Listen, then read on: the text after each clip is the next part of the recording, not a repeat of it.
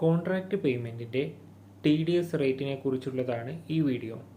Contract പേയ്മെൻറ്റുകൾക്ക് TDS വരുന്നത് contract payment സ്വീകരിക്കുന്നത് ഒരു സ്ഥാപനമാണോ ഒരു വ്യക്തിയാണോ എന്നതിനെ അനുസരിച്ചാണ് TDSൻ്റെ റേറ്റ് നിജപ്പെടുത്തിയിരിക്കുന്നത്.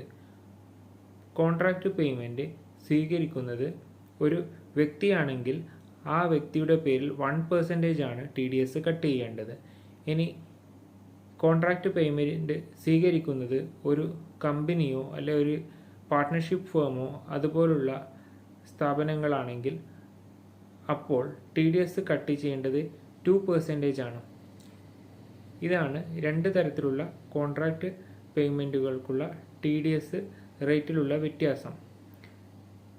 പേയ്മെൻറ്റ് സ്വീകരിക്കുന്ന വ്യക്തി ആരാണ് എന്നതിനനുസരിച്ചാണ് 1% ആണോ 2% ആണോ കട്ട് ചെയ്യേണ്ടത് എന്ന് തീരുമാനിക്കേണ്ടത്.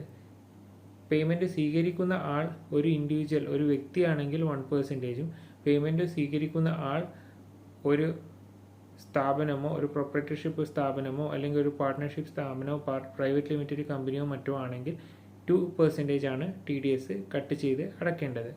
കൂടുതൽ ഇതുപോലുള്ള വീഡിയോസിന് ഈ ചാനൽ സബ്സ്ക്രൈബ് ചെയ്യൂ.